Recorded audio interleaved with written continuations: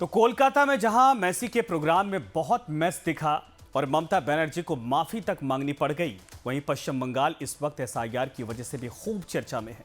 जहां ममता बनर्जी एसआईआर को लेकर मोदी सरकार और चुनाव आयोग पर हमलावर है, वहीं चुनाव आयोग के आंकड़ों को देखकर बंगाल की सियासत में उबाल मचा है। दरअसल पश्चिम बंगाल में चुनाव आयोग की स्पेशल इंटेंसिव रिवीजन यानी कि एसआईआर प्रक्रिया के बाद बड़ा खुलासा हुआ है। राज्य की मतदाता सूची से करीब 58 लाख नाम कट सकते हैं। इनमें लगभग 24 लाख मृत मतदाता पाए गए हैं, जबकि 12 लाख से अधिक वोटरों का पता नहीं चला है। वहीं ट्रांसफर और डुप्लीकेट नाम भी शामिल हैं। पता में बदलाव की वजह से करीब 20 लाख वोटर्स, वहीं डुप्लीकेशन वोटर्स करीब 1,37,000 हैं, जबकि फेक वोटर्स करीब 58,000 हैं जिनके नाम कट सकते हैं। जहां तक सीएम ममता बनर्जी के गढ़ भवानीपुर विधानसभा क्षेत्र की बात है, तो करीब 45,000 वोटरों के नाम हटाए जा सकते हैं। वोटर्स ड्राफ्ट लिस्ट 16 दिसंबर को जारी होगी, जिसके बाद सुनवाई होगी और एसआईआर की कवायद 2026 विधानसभा चुनाव से पहले मतदाता सूची की सफाई के लिए की जा रही है। लेकिन इस पर बवाल मचा है। एसआईआर का विरोध कर रही ममता बनर्जी पर बीजेपी नेता शंकर घोष ने निशाना साधा और कहा कि चुनाव आयोग की सूची से घुसपैठिए मतदाताओं को हटाए जाने के बाद ममता बनर्जी डरी हुई हैं।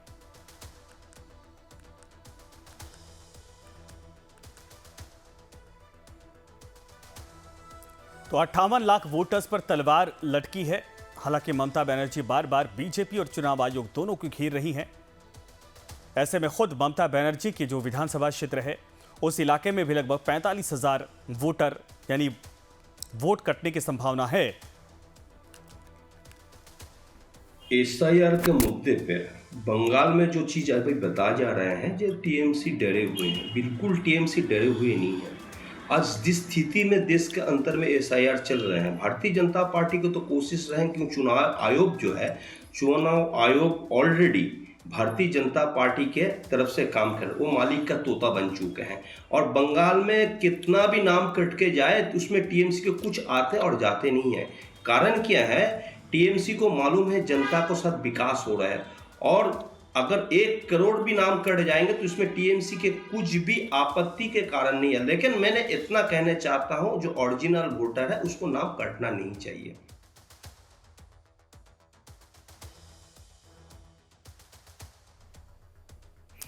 वहीं इलेक्शन कमीशन की तरफ से 58 लाख वोटर्स के नाम हटाए जाने को लेकर टीएमसी का अपना ही दावा है, अपना स्टैंड है। तो टीएमसी की तरफ से संजय सरकार ने कहा है कि इस पूरे मामले पर राजनीति हो रही, जैसा कई नेताओं को आपने सुना है। और ममता बनर्जी बार बार आरोप लगाती आई हैं कि जानबूझकर किया जा रहा है, क्योंकि वो अपने तरीके से वोटर्स की संख्या सेट कर रहे हैं, तय कर रहे हैं। हालांकि बीजेपी के नेताओं ने साफ कहा है कि जो लोग गड़बड़ तरीके से जुड़े हुए हैं या जो अब नहीं है इस दुनिया में, या जो फर्जी वोटर हैं, उनको तो हटाया ही जाएगा। तो एसआईआर को लेकर अब जो आंकड़े आ रहे हैं बंगाल में, उस पर ममता सरकार हमलावर है। लेकिन एसआईआर की प्रक्रिया में लगभग पूरे राज्य में 58 लाख ऐसे वोटर हैं जिनके नाम कट सकते हैं, जो या तो माइग्रेट कर गए हैं या फिर अब इस दुनिया में है नहीं, या फर्जी तरीके से उनका नाम जुड़ा हुआ था।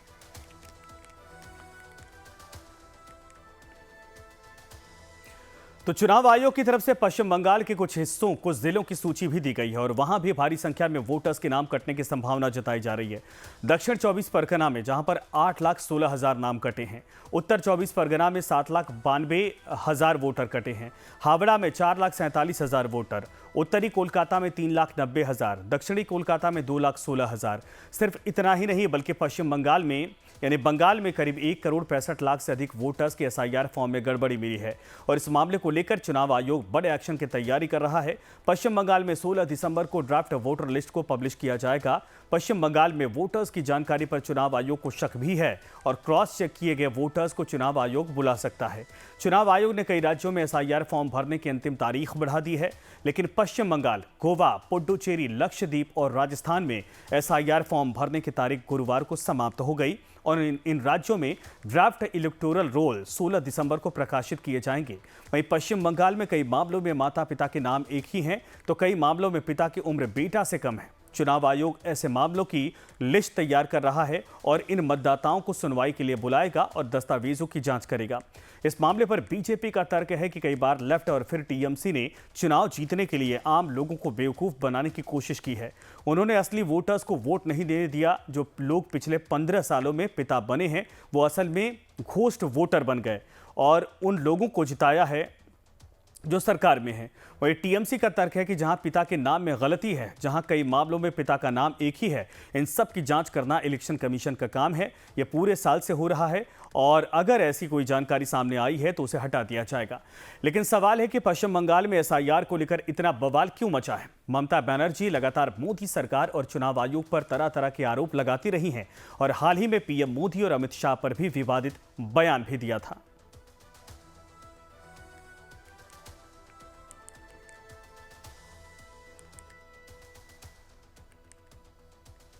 দুর্যোগের বার্তা, দুরভিসন্ধি, এক চোখে তার দুর্যোধন আর এক চোখে তার দুঃশাসন। তিনি বলে দেয় এদের সব বাংলাদেশি বলে বাদ দিয়ে দাও, এদের রোহিঙ্গা বলে বাদ দিয়ে দাও। ইলেকশন যেখানে হচ্ছে, যেখানে বিরোধী দল আছে, সেখানে এসআইআর করছে 2 মাসের মধ্যে। আসামে কেন হবে না এসআইআর? কেন আসামে হবে না? বিজেপির রাজ্য বলে আর এসআইআরের নাম করে মা বোনদের অধিকার কাড়বে। তারপরে নির্বাচনে দিল্লির পুলিশ নিয়ে এসে মা বোনদের ভয় দেখাবে। কি মা বোনেরা, নাম কাটলে বাড়িতে সব জিনিসপত্র আছে তো? इससे पहले एसआईआर को लेकर ममता ने कई आरोप लगाए। एसआईआर एक ऐसी सोची समझी राजनीति है। उन्होंने कहा लिस्ट जारी होने के तुरंत बाद चुनाव होगा और किसी को अपील करने का हक तक नहीं मिलेगा।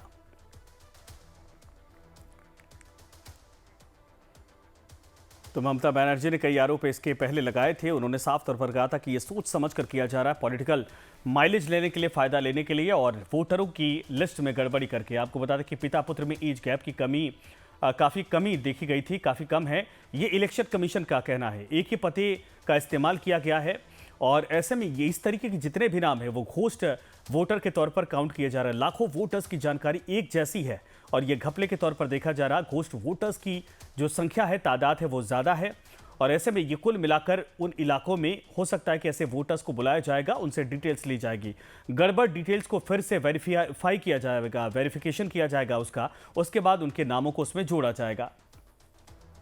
तो लाखों वोटर्स पर जो इलेक्शन कमीशन का शक है उसको लेकर अभी प्रक्रिया को आगे भी इसी तरीके से, व्यवस्थित तरीके से और सही शुद्ध मतदाता सूची तैयार हो, इसको लेकर चुनाव आयोग की तरफ से पूरी कोशिश करने की बात कही जा रही है। तो इन सब के अलावा ममता बनर्जी को भी एसआईआर से जो दिक्कतें हो रही हैं वो भी अब पूरे देश की जनता जान रही है। ममता क्यों परेशान है, क्या आरोप लगा रही हैं? देखिए, एसआईआर एक सोची समझी राजनीति है। ये ममता बनर्जी एक नहीं बल्कि कई बार बोल चुकी हैं। इन सब के अलावा लिस्ट जारी होने के तुरंत बाद चुनाव, उनका कहना है कि किसी को अगर नाम कटा है या नाम में गड़बड़ी है तो उसको मौका नहीं दिया जा रहा है। वो तुरंत चुनाव करवाने की तैयारी कर रहे हैं ताकि अपने हिसाब से जो वोटर्स उनको सेट करे, इलेक्शन करवा लें। किसी को अपील करने का हक नहीं मिलेगा, ये ममता कह चुकी हैं और ये जनता के बीच में, वोटर्स के बीच में मैसेज देने की कोशिश कर रही है ममता बनर्जी कि चुनाव आयोग की सोची समझी रणनीति है, राजनीति है बीजेपी के साथ मिलकर। और ऐसे में जो क्विक एक्शन लिए जा रहे हैं, पहले एसआईआर, उसके बाद तुरंत चुनाव, ऐसे में लोगों को मौका तक नहीं दिया जाएगा कि दोबारा वो अपना नाम जुड़वा सकें या नाम करेक्शन करवा सकें या फिर जिनके नाम हट गए हैं उनको मौका या उनका अधिकार, उनका हक उनको मिल पाए। तो कई आरोप ममता की तरफ से लगाए जा रहे हैं इलेक्शन कमीशन पर।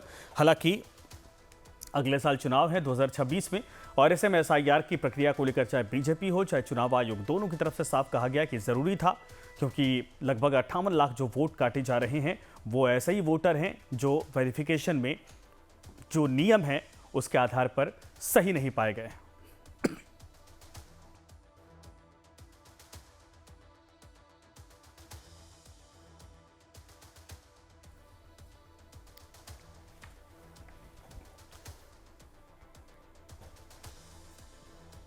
तो 16 दिसंबर को वोटर ड्राफ्ट लिस्ट तैयार होगी। बंगाल में 58 लाख वोटर्स कट सकते हैं, ये अब तक के अनुमान के आधार पर है। गलत जानकारी फिर से वेरीफाई की जाएगी और कई राज्यों में ये किया जा रहा है जहां पर जानकारियां साफ नहीं हो पा रही हैं। 2003 के जो वोटर लिस्ट थी उसके आधार पर तो वेरीफाई किया जा रहा है। इधर बंगाल में जो संख्या है वो ममता की सीट को लेकर भी कहा जा रहा है कि लगभग 45,000 वोटर हैं जिनको लेकर संदेह है, जिनके नाम कट सकते हैं। इसके अलावा जो अभिषेक बनर्जी की सीट है उस सीट पर भी वोटर्स की संख्या जो है वो कट सकती है। और ऐसे में ये तमाम जो वीआईपी सीटें हैं जहां पर बीजेपी की तरफ से आरोप लगाया जा रहा है कि जो वोटर हैं उनके डिटेल्स 2003 के बाद से बड़े मिसमैच मिल रहे हैं। और ऐसे में उन इलाकों में, उन क्षेत्रों में, उस विधानसभा सीटों पर वेरिफिकेशन की आवश्यकता कड़ी निगरानी के साथ ज़रूरत है और चुनाव आयोग की टीम इस काम में अब जुटी हुई है।